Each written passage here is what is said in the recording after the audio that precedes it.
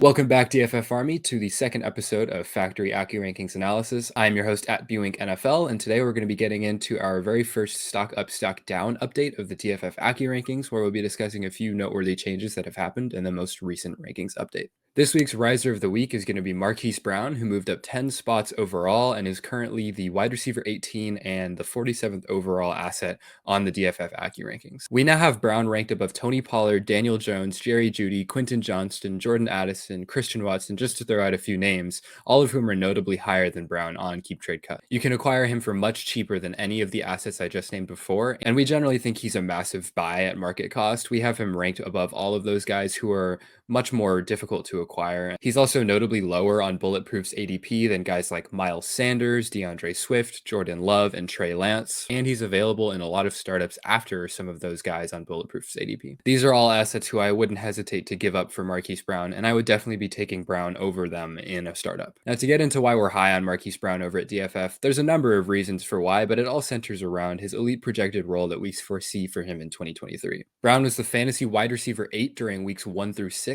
when he was playing with Kyler Murray and without DeAndre Hopkins. He was the wide receiver 4 in targets during that span. While we're not projecting this kind of volume for him going into 2023, especially with the risk of Colt McCoy or Clayton Tune being the starting quarterback for possibly the entire season, the permanent departure of DeAndre Hopkins does open the door for Hollywood Brown to cement himself as a real wide receiver 1 in this offense. While personally, I don't think he has the skill set to ever be a truly dominant wide receiver 1, the fact of the matter is he will produce that way in fantasy because he has the opportunity to do so. As we all know, Brown is a blazer with elite home run speed. He's good after the catch, and he's a solid route runner as well. He needs to improve a bit on his mechanics at the catch point and is just generally not exactly a reliable hands catcher. However, the skill set is absolutely valuable for NFL teams, and it will still be producing fantasy points as well.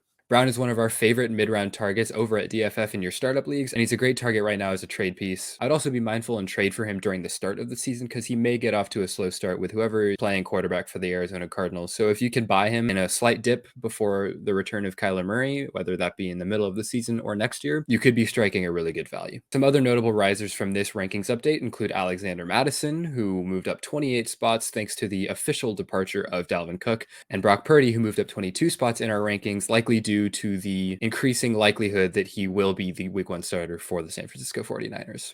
Both of these players are similar in that a lot of the reason for our optimism surrounding them is that it looks like neither of them will be adding much competition. And that continued uncertainty gives us a little bit more confidence in them as assets. As you can see, they're both in the 11th round range of our rankings. So these aren't like incredibly important assets to be valuing. However, moves this significant are worth noting. The weekly sinker for this rankings update is going to be Deebo Samuel, who slipped 9 spots in the DFF rankings and is currently our 64th ranked overall asset and the wide receiver 27. Deebo is still ranked above his teammate Brandon Ayuk in the DFF Aggie rankings. That's not a ranking I particularly agree with, but I digress. This is why we're fading Deebo Samuel at DFF. Deebo has incredibly low volume as a receiver for someone of his production caliber. This leads to him being a very high risk, high reward asset, and in certain formats such as a best ball league, this may be an advantage, but in standard dynasty formats, those dud weeks really don't do much for us. Samuel also saw a 30% decrease in his rushing volume after the acquisition of Christian McCaffrey in the middle of last season, and Deebo's always struggled with injury concerns. It's part of why he wasn't as good last year, and it's something he entered the league with as well, and odds are this won't get much better for him going forward. The combination of his increasing age, his lower rushing volume, his high risk, high reward playstyle, and the incredible amount of target competition that's present in San Francisco, which could potentially be a low passing volume offense, there are a lot of reasons to be concerned about Deebo Samuel, especially if he's one of your main pieces on a dynasty team.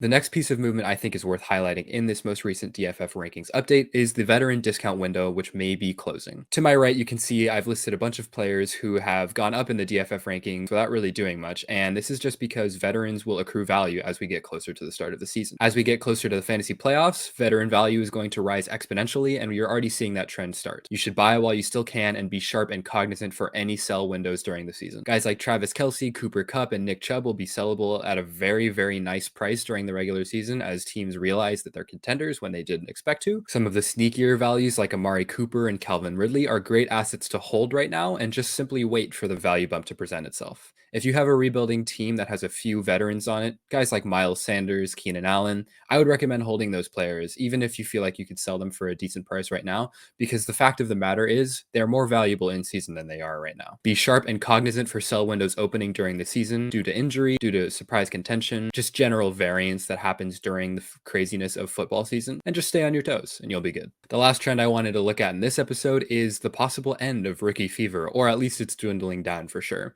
You're seeing guys like Jordan Addison, Dalton Kincaid, and Michael Mayer all slip down a few spots in the rankings, Sam Laporta as well. All of our rankings were actually locked in pre-off-field news for Jordan Addison. KJ Osborne has apparently had a very good camp, and it looks likely that Jordan Addison is going to be starting the season as the wide receiver 3. This is not a reason to fade Jordan Addison at all as a dynasty asset, but it is kind of concerning that he may not be producing right away, which is fine and something that you should have expected when you were drafting him. The same goes for Kincaid, Mayer, and Laporta, all of whom are rookie tight ends, which never really end up producing very much. Kincaid has reportedly had a great training camp and is apparently catching a ton of balls from Josh Allen. However, expecting Kincaid to produce like a top 6 to 8 tight end is just an unrealistic goal to set for a rookie tight end, no matter what the circumstances may be. You probably had a good window to sell high on guys like Kincaid, but now that window is starting to close, so I would recommend holding these guys and waiting for their value accrual to set in. You might have to be patient with some of them, and you might have to stomach a value dip during the season as well, as these guys won't be contributing to contention very much. But these are still great mid-round startup targets that will inevitably accrue value over time. That's all I've got for you guys today. Thanks so much for watching this episode of Factory AccuRankings Analysis. I'll be bringing you guys another rankings update shortly as we get our first rankings update of August. Later in the month, I'll hopefully be bringing you guys some more player-to-player comparison kind of videos. And as we get closer to the NFL season, you can expect to see more and more crazy changes to the DFF AccuRankings. Be sure to leave a like and subscribe to the DFF YouTube channel so you don't miss any of this awesome content we're pumping out in preparation for the 2023 NFL season. Best of luck with all of your startup drafts going on right now, and I'll catch you guys in the next one.